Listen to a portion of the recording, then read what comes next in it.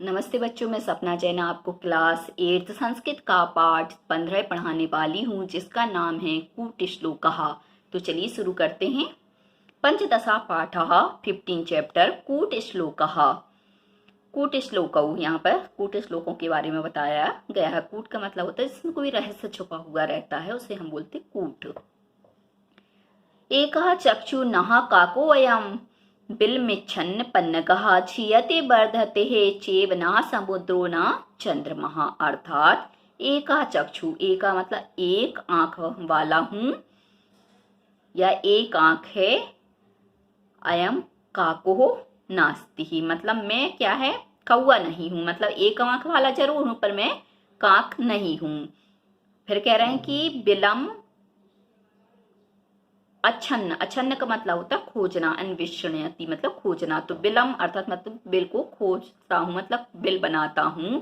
परंतु पन्नगः नास्ति, परंतु मैं क्या है, सर्प नहीं हूं। फिर है क्षीयते, क्षीयते मतलब क्षय होता हूं, नष्ट होता हूं। वर्धते बढ़ता हूं। चेव ना समुद्रो ना चंद्रमा, ना तो मैं समुद्र हूं ना ही मैं चंद्रमा हूं, क्योंकि समुद्र में से जब हम जल निकालते हैं तो कम होता है, और डाल उसमें जब नदियों का जल भरता है तो ज्यादा होता है। तो क्या है, बढ़ता भी और घटता भी। और चंद्रमा भी क्या होता है, जब अमावस्या होती है तो घटता है और पूर्णिमा होती है तो बढ़ता है। तो इसलिए कहा है ना तो मैं चंद्रमा हूं ना ही मैं क्या हूं, समुद्र हूं। तर्हि एतत् किम, तो यह क्या है। तो यहाँ पे इसका आंसर आ जाएगा सूची ही। अगला है कृष्णमुखी नः मार्जारी द्विजिह्वा नाचः सर्पणिः पंचभत्री नाचः पांचाली यो जानाति स पंडितः। अर्थात मुख भागः मतलब जो मुख का भाग है वह कृष्ण वर्णः वर्तते, मतलब कृष्ण का मतलब होता काले रंग का है, किंतु कृष्ण वर्ण मार्जारी नास्ति, मतलब काले रंग का मैं क्या है, मैं बिल्ली नहीं हूं। यह मार्जार मतलब बिलाव, और मार्जारी यहाँ पे हम ले सकते हैं बिल्ली, नास्ती मतलब नहीं है। द्वे जिब्बे भवता मतलब दो जीभ वाला हूं, किंतु सर्पणी नास्ती, परंतु मैं सांप नहीं हूं, क्योंकि सांप ने आपने देखा होगा, सांप में दो उसकी जीभ होती हैं। तो क्या कह रहे हैं, मैं सर्प नहीं हूं। फिर कह रहे हैं पंचभर्ती नाचा पांचाली, पंचभर्ती का मतलब होता है 5 पतियों वाली है, किंतु पांचाली नहीं है। पांचाली बोला जाता है जो 5 पांडव है उनकी पत्नी है, उनको हम बोलते हैं पांचाली। यो जानाति सा पंडित, मतलब जो जानता है वह पंडित है। तो इसका आंसर आपका आ जाएगा लेखनी, क्योंकि लेख क्या होती, 2 मुख वाली होती है। यहाँ पे भी होती है कलम में और यहाँ पे भी होती है, और काली होती है क्योंकि हम जो लिखते हैं स्याही वो कैसी है, काली भी होती है, नीली भी होती है, रेड भी होती है, परंतु यहाँ पे हम काली ले रहे हैं तो काली। और 2 मुख भी हो गए आपके, और काली भी हो गई, और 5 ये 5 उसके पति हो गए, क्योंकि हम 5 फिंगर से उसको पकड़ते हैं। अगला है कूट श्लोका प्रश्नोत्तरम, प्रश्नोत्तर के माध्यम से। कम संजंघान कृष्ण का शीतल वाहिनी गंगा केदार दोषण रतः कम बलवंतम ना बाधते शीतलम। कह रहे हैं कंस जंघान कृष्ण, कृष्ण ने क्या किया है, कंस को मारा है। तो क्या है, कृष्ण का शीतल वाहिनी गंगा, और कौन सी शीतलता देने वाली है, तो कौन है, गंगा। तो काशी तलवाहिनी, यहाँ पे काशी भी ले सकते हैं हम, तो काशी तलवाहिनी, तो शीतल वाहिनी क्या है, गंगा है। फिर केदार पोषण रता, केदार मतलब खेतों की पोषण मतलब रक्षा करने वाला कौन होता है, कृषाण। कम बलवंता न बांधते शीतलम, और कंबल क्या करता है, शीतलता को भी नहीं बांध सकता है। जब ठंड ज्यादा लगती है तो कंबल भी क्या करता है, हमारी शीतलता को, ठंड को कम नहीं करता है। तो यहाँ पे प्रश्न के माध्यम से किया, कृष्णा कम जंगान, कृष्ण ने किसको मारा, तो कंसम, आंसर आ जाएगा कंस। शीतल वाहिनी का शीतल वाहिनी कौन है, तो आ जाएगा गंगा। केदार पोषणता के मतलब खेतों के पोषण में कौन लगा रहता है, तो केदार पोषणता कृषक किसान। शीतलम कम न बांधते, शीतल किसको नहीं बांधता, तो कंबल बनता बलवंतम, मतलब बलवान कंबल भी क्या है, ठंड को नहीं रोक सकता है। अब है संख्या कूट श्लोक, संख्या कूट श्लोक है। एकोनाविंशति स्त्रीणाम स्थानार्थम नर्मदाम गता विंशति पुनर आयाता एको विरागेण भक्षितः। स्त्रीणाम एकोनाविंशति, मतलब क्या है, स्त्रियां क्या हैं, 19 हैं। स्नानार्थम नर्मदा मतलब स्नान के लिए नर्मदा नदी को गई। व्याकरण एको भक्षिता, ब्राग ने क्या किया, एक को खा लिया। अब 19 में से जब एक चली जाएगी तो कितना बचेगा, 18। फिर कह रहे विंशति पुनः आयाता, और वो क्या है 20 होकर के वहां से आती हैं। तो एक कहना स्त्रीणाम विंशति, तो यहाँ पे हम एक कहना स्त्रीणाम विंशति का हम कर लेंगे 21। और स्नानार्थम नर्मदा गता, स्नान नदी के लिए जाती हैं। और ब्रह्म उनमें से क्या करता है, 21 में से जो 20 रहती हैं उनमें से क्या कर 21 में से एक को खा लेता है, तो पुनः वो कितनी आती हैं, 20 लौट करके आती हैं। तो इस प्रकार से इसका आंसर 20 आ जाएगा। फिर समास कूटेन चमत्कारा, समास कूट में हम चमत्कार को देखते हैं। अहम चात्वयम चा राजेंद्र लोकनाथ बुभा बहुब्री रहम राजन षष्ठी तत्पुरुषो भवानः। एका भिक्षुक दरिद्रता निर्धना महाराजम उद्देश्य पूर्वते, मतलब एक भिक्षुक जो गरीब है वह क्या है, महाराज को उद्देश्य करके कहता है, क्या कहता है, हे राजन अहम त्वयंचे उभौ अपि लोकनाथौ स्वः, मतलब मैं और आप दोनों ही क्या है, लोक के नाथ हैं। अहम बहुब्री भवान षष्ठी तत्पुरुषः, मतलब मैं बहुब्रिय और आप षष्ठी तत्पुरुष समास। लोकनाथा यस्य सह भिक्षुका, मतलब लोक नाथ जिसका है, सहा मतलब जिसके हैं, वह सा मतलब वह कौन है, भिक्षुक है। और लोकस्य नाथ राज, और लोक का अर्थात संसार का, नाथ अर्थात स्वामी कौन है, राजा। तो इसलिए कहा कि एक तो मैं निर्धन हूं और आप क्या हैं, राजा हैं। मैं भिक्षुक हूं और आप राजा हैं। अगला है द्वंद्वो दिगुरपि चाहम मद ग्रहे नित्यम अव्ययभावः तत्पुरुष कर्मधारे एन अर्हम श्याम बहुव्रीहि। तो यहाँ पे द्वंद्व, दिगु, अव्ययभाव, तत्पुरुष, कर्मधार, बहुव्रीहि समास भेदान आश्रित, समास के भेद पर आश्रित हैं। अत्र कूट श्लोक अंदर, यहाँ पे जो कूट जो रहस्य छुपा हुआ है इस श्लोक में, वह है निर्धनश्च धन प्राप्त, मतलब निर्धन की धन प्राप्ति के लिए उसकी पत्नी प्रार्थनाया अद्भुत सामाजिक भाव निवेद्य, मतलब प्रार्थना के लिए उसका अद्भुत सामाजिक भाव क्या है उसमें छुपा हुआ है। यहाँ पर पत्नी धर्म अर्चना, मतलब धर्म प्राप्ति के लिए आकर्मण, मतलब जो कर्म नहीं करते ऐसे पति को प्रेरणा देती है।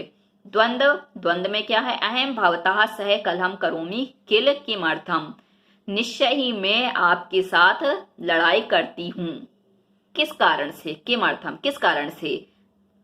तो यहाँ पे हो गया द्वंद्व। फिर है दिगु, अहम भवतः भार्यास्मि, मतलब मैं आपकी पत्नी हूँ। मम पालन पोषण भवता कर्तव्यम अस्ति, मतलब मेरा पालन पोषण करना आपका कर्तव्य है। किंतु मद ग्रहे नित्यम, और कहाँ पर, मेरे ही घर में हमेशा। अव्ययभाव, प्रतिदिनम ग्रहे भोजनार्थम किमपि नास्ति, प्रतिदिन घर में भोजन के लिए कुछ भी नहीं है। ये अव्ययभाव हो गया, क्योंकि प्रतिदिन जो शब्द है वह अव्ययभाव के लिए आता है। तत्पुरुषः, अतः हे पतिदेव कमपि उद्योगम कुरु, हे पतिदेव कुछ तो प्रयास करो, उद्योग करो। कर्मधार्य, धन धानादिकम ग्रहम आन्य एन कारणन एन अहम श्यामः, क्या कह रहे हैं कि धन धानादि घर में लेकर के आओ, जिस कारण से जो ये गरीबी है वह क्या है, दूर हो जाए। और एन अहम श्याम, मतलब जिससे मैं भी प्रसन्न हो जाऊं। बहुप्रिय, अहम अपि धन धन संपन्ना भवेयम, मैं भी क्या धन धन से युक्त होना चाहती हूँ। अगला है शंकरम पतितम दृष्ट्वा पार्वती हर्ष निर्भरा रुरुध्वा पन्नगः सर्वे हा शंकर संग्रह।